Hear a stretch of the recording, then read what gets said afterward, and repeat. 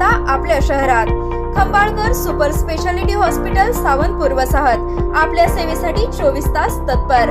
नवजात शिशु अतिदक्षता विभाग, अद्ययावत अतिदक्षता विभाग, अद्ययावत वंध्यत्व निवारण विभाग, व्हेंटिलेटर, सेंट्रल ऑक्सिजन, एम्ब्युलन्स सेवा, digital x ray, pathology lab, pharmacy, सुसज्ज operation theatre, joint replacement, cashless insurance सुविधा, मुख्यमंत्री सहाय्यता निधीचा लाभ।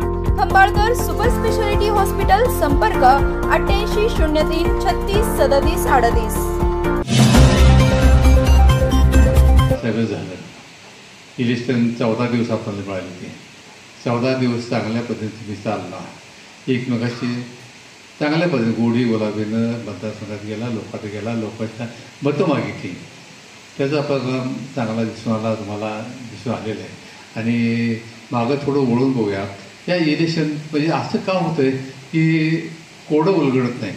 लोकसभेच्या इलेक्शनला आपला बघितलं, लोकसभे इलेक्शन अगदी महाविकास आघाडीनं 48 पैकी 31 जागा जिंकल्या, पण तीच खटकलं।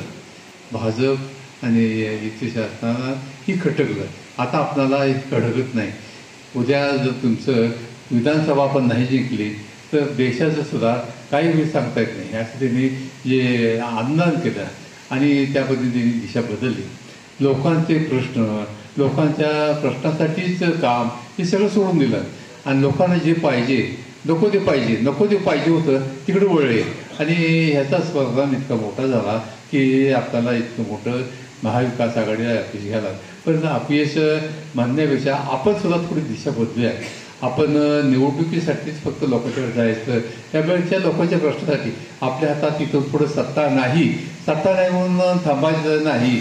सत्ता नसली तर आपल्या हातात ताकद आहे, जनतेची ताकद आहे। जनतेची ताकद घ्या आणि प्रत्येक प्रश्न, अगदी विजेचे आहेत, पाण्याचे आहेत, नोकरीचे आहेत, शाळेचे आहेत, प्राथमिक शाळेचे आहेत आणि जे शेतीमालाचे आहेत, महिला भगिनीचे आहेत, हे नको तितके मोठे प्रश्न आहेत। आणि ह्यांना नुसतं त्यांनी मलपट्टी केलेली आहे, बेसिक याने काही सोडवलेलं नाही।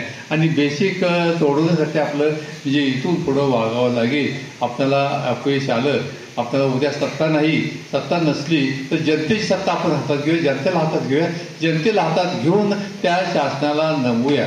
असं केल्याशिवाय तुम्हाला आम्हाला चांगली गती नाही। त्यामुळे आपल्याला इथून थोडं असंच वागावं लागेल आणि जनता चांगल्या प्रश्नावर, जीवनावश्यक प्रश्नावर अगदी उठते हे आपल्याला दिसून आले। बापूंनी आयुष्यावर तेच केलं। बापून जे जीवन आहे, चळवळीत 42 चळवळीत काम ते वेगळं होतं। चळवळी झाल्यानंतर त्या 42 चळवळ संपली, देश स्वतंत्र झाला, त्यावेळी त्यांच्याकडं जमा केली, हातात सगळं खाली ठेवली का आता देशाच्या म्हणजे परकीय लढायचं आहे, देशाच्या लोकांशी, देशाच्या शत्रूशी लढायचं आहे, आता चक्रात लढायचं आहे, विचारावर लढायचं आहे असं म्हणून त्यावेळेपासून जनतेचे प्रश्न हातात घेतले आणि वयाच्या 89 वर्षे शेवटपर्यंत जनतेचे प्रश्न सोडून पुढे गेले। आणि इथे एक फोटो आहे, तुम्ही स्मारकात बघितला असेल की बापूंनी एक 2-3 महिने आधी एक मोठा विजय प्रश्न मोठा काढला होता, की जनतेचे प्रश्न हातात घेऊन लढले। त्याला काय कमी पडलं आहे, लोकांना काय, त्यांना पैसा नव्हता, काय नव्हता, बापूचे लढाई अशा व्हायच्या, निवडणूक अशा व्हायच्या। 2-2 दिवस माणसं स्वतः जेवणं घेऊन जायची, सायकल घ्यायची आणि पळायची, तालुक्यात असायची, जिल्ह्यात असायची, कुठेही असायची। अशा पद्धतीनं बापूची इलेक्शन हिने लढवली होती, लोकांनी जनतेने लढवली होती। यश अपयश बापूच्या डोक्यात नसायचं का, लोकांचे प्रश्न आहेत ते महत्त्वाचे आणि त्यांच्या आपण नाही गती दिली तर मग कोण देणार, अशा प्रश्न लढले। आज थोडं आपल्याला सत्ता उद्या नसेल, पण सत्ता नसली तर जनतेला हातात घेऊन जनतेची सत्ता घेऊया आणि त्यांच्या प्रश्न, आज शासन हे कुठलेही प्रश्न सोडवू शकत नाही। केलेली मलमट्टे आज तशा जखमा तशाच आहेत, त्या जखमा आपल्याला सोडावं लागेल, उलगावं लागेल, त्यात मूळ शोधावं लागेल आणि मूळ शोधण्यासाठी लोकांचे प्रश्न शोधण्यासाठी आपल्याला लढावं लागेल आणि अशाच पद्धतीनं पुढं आपण जाऊया। आज आपल्याला आलोय त्या इलेक्शन निमित्त प्रत्येक गावात मी बघितलं, प्रत्येक गावात तुम्ही सगळे एकमेकांना चांगल्या पद्धतीनं जे समजून उमजून इलेक्शन लढवलं। असंच इथून पुढूया। आता इथून पुढं ते असेच वागतील, त्या म्हणजे लोकांना पाहिजे ते म्हणजे नको ते देतील, नको आहे ते म्हणजे जनतेला नको आहे असं होत, जनतेला नको आहे ते देतील आणि आपल्याला जे पाहिजे, ज्यांचे बेसिक प्रश्न आहेत, बेसिक तमाशा आहेत त्या सोडून आपल्याला पुढे जावं लागेल आणि ह्यातनं जाण्यासाठी आपला एकोपा महत्त्वाचा आहे. उद्या स्थानिक स्वराज्य येत आहे, नगरपंचायत येत आहे, जे सोसायटी येतात, बँका येते, सगळे येते. हीच तर निदान आपल्या चांगल्या पद्धतीनं तुम्ही एकमेकाला हाताहात लढवा आणि जिंका का हे महत्त्वाचं आहे. इथून महत्त्वाचं आहे. उद्या लोकसभेत विधानसभेत काय होईल सांगता येत नाही. हे चांगलं काही होऊ शकत नाही.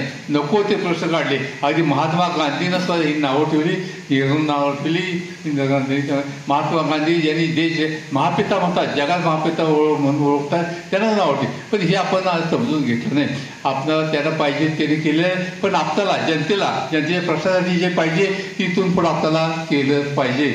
बाळासाहेब, माझी तुम्हाला विनंती आहे, कमी संख्येनं आपण असलो तर कमी संख्येने सुद्धा आपल्याला लढता येतं, जनतेला घेऊन लढता येतं. अशाच पद्धतीनं पुढे जावं लागेल. वेळ जास्त द्यावं लागेल. सत्ता नसली तर सध्या ती वेळ आपण जनतेत देऊया, जनतेला घेऊया आणि जनतेच्या प्रश्नासाठी, लोकांच्या, महिलांच्या आणि युवकांच्या प्रश्नासाठी लढावं लागेल. युवकांना कुणीच काय दिलं नाही.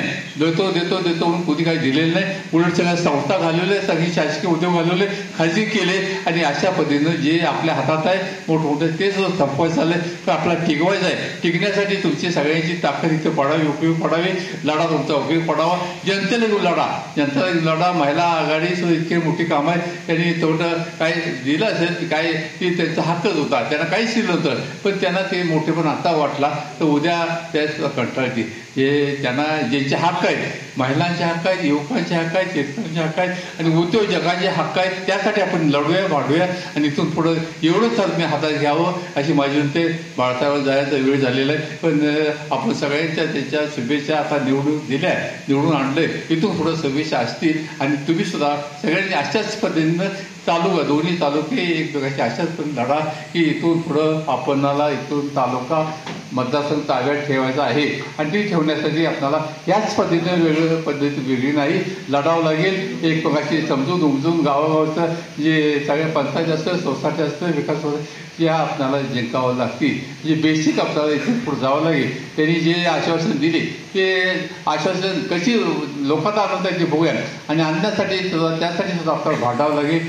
माझी बाळासाहेबांना विनंती आहे की झालं आहे तुम्हाला इथून पुढं विधानसभेतलं काम वाढलेलं आहे, आमचंही काम वाढलेलं आहे, पण कितपत ऐकायला लावणं हे आपलं काम आहे. त्यासाठी तिथं दंगासुद्धा केला पाहिजे. बापूंना एकदा एका प्रश्नावर आलं, 58 साली ते लढले होते आणि इतक्या ठाम ते मांडत होते की ऐकत नव्हते, सभामध्ये ऐकत नव्हते, काही नव्हते, पण बापू खाली बसत नव्हतं. त्यांनी सभा ऐकून ते बेल वाजवून दमले. शेवटी मार्शलला बोलवलं आणि बापूंना उचलून बाहेर फेकावं लागलं. असे झालं तसं बापू कधी भेले नव्हते. त्याच जिद्दीनं आपल्याला इलेक्शन म्हणजे झालं. आता उद्या लोकसभा असू द्या, विधानसभा असो, अशाच पद्धतीनं लोकांच्या प्रश्नासाठी लढावं लागेल. लढूया आपण. तुम्हाला विनंती आहे. धन्यवाद.